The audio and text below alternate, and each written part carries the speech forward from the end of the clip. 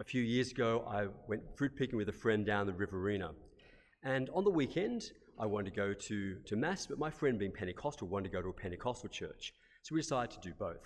So we went to the Vigil Mass on Saturday night. We went to the local Catholic church where I'd never been before. We walked in the front door, nobody said hello. We made our way down the aisle and we found a spare seat next to a woman, and I asked politely if we could sit next to her. She made no reply other than shuffling back 5 millimeters in her seat.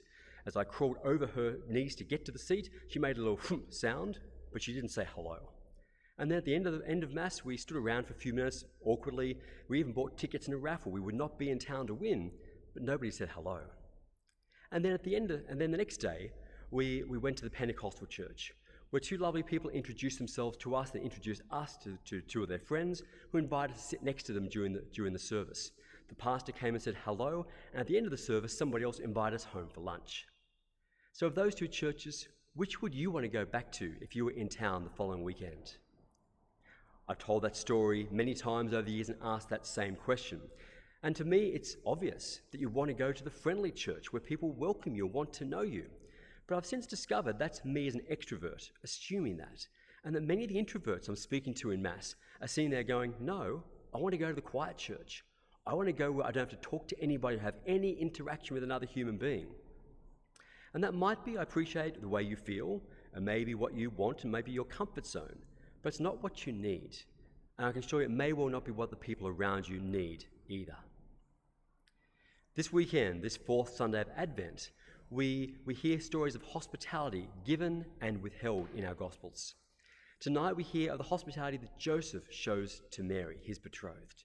Mary, who's been found to be pregnant and whom Joseph would have had every reason to divorce and push away, to shame publicly, which may well have even led to her death. And yet he doesn't. He shows such kindness, such welcome by taking her into his home. As a man in that culture, he had all the power, all the influence, and he chose to use it to show hospitality and kindness.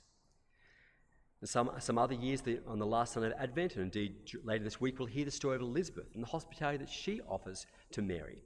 When Mary, perhaps to avoid the shame of being pregnant out of wedlock, then makes her way to Elizabeth's house for 3 months. And there, for whatever reason she comes, she is welcomed so warmly.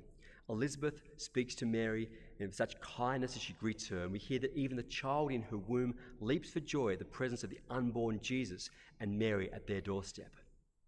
And then by contrast, on Christmas Day, we'll hear the story of the hospitality not given, of the innkeepers in Bethlehem who shut their doors to a young couple desperately seeking accommodation on the day they were to have their baby. And finally, of course, we know that Mary and Joseph have their baby Jesus out in a back room in a stable somewhere. Which side of that history would you want to be on, whether you're an introvert or extrovert? Surely you want to be on the side of those who welcome and show hospitality when it is most needed. Now, I give this talk every week before Christmas, every year, because at Christmas, so many people come to our church. They come to our church who may not come any other time of the year. This is our chance to welcome them. And it's important, but I think this year the stakes might be a little bit higher. Because although we might think, well, I'm shy, I'm an introvert, I don't like talking to people, I just want to say my prayers and go home, that's all I need. That kind of shyness or reservation, what might be for you, may well come across to other people as indifference, of lack of care, lack of interest in them and their lives. And that lack of interest, that indifference, can then make a space between us, where the other person becomes a stranger. They remain a stranger. They become other to us. And someone who we don't know, someone who is a stranger, who is other, can then become dangerous. They can become the enemy. And we've seen with such disastrous consequences last week in Bondi, the end effect of what treating others as our enemy can look like. I don't suggest for a moment that any of us in this church would have that kind of hatred in our hearts, but we may have that indifference, which is the first step. Where we look at other people and say, look, I don't need them. I don't need to talk to them, so I won't. They've no importance to me. I've got my life. I'm sure they've got theirs, so I don't need to talk to them. But the thing is, the other person may not have that much going in their life. There will be people who will come to church Sunday after Sunday who live very quiet, lonely lives, who perhaps family and friends are far away, or whatever reason they may struggle making relationships. You may be the only person they speak to in person all day. Would you deny them welcome? Would you deny them hospitality? So I encourage you, at Christmas especially, Hundreds of people will come to our church as they do every year, who don't normally come here, who don't know anyone. They are like me and my friend going to that little church in the Riverina. They are like Mary and Joseph turning up to Bethlehem. They are on their own. But you'll be the person who will walk alongside them from the car park, from the footpath, making your way up to the doors of the church.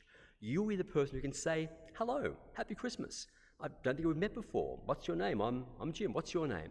I hope you have a great Christmas. It's all you need to do to start with. Just reach out and say those few kind words. You'll be the person who will be sitting next to them in the pews. Reach out and say hello when you or they sit down. Say, hi, welcome, happy Christmas. And as you walk out of church, don't just talk to the people you already know. Say hello to that stranger who's just a person you haven't met yet, and maybe introduce them to the person you already know. Build a bridge, make a connection, make the person feel welcome. Because the creation of peace, the very peace which Pope Francis and our bishops and our Prime Minister and Premier and others are asking us to be builders of in this awful time of division in our city, it doesn't happen automatically. It doesn't happen by sitting back and just not fighting or hating people. We have to actively do something to create peace, to create bonds of unity and connection. And if we can't say hello, just say hello and happy Christmas to a person who is 6 feet away from us, who is literally our brother or sister in Christ, how we build bridges beyond that. So this Sunday and this Christmas coming is our chance to practice hospitality, to be true makers of peace. It may not come naturally for all of us, and that's why it's a virtue to do it, to reach out beyond ourselves, to simply reach out in care and love and kindness to the person next to us. So the person next to us does not remain a stranger. They become a brother or sister in Christ. Perhaps they even one day become a friend, but at least we've acknowledged the dignity and worth they have as a human person. Let's do that this year. Happy Christmas to you, and happy Christmas to them.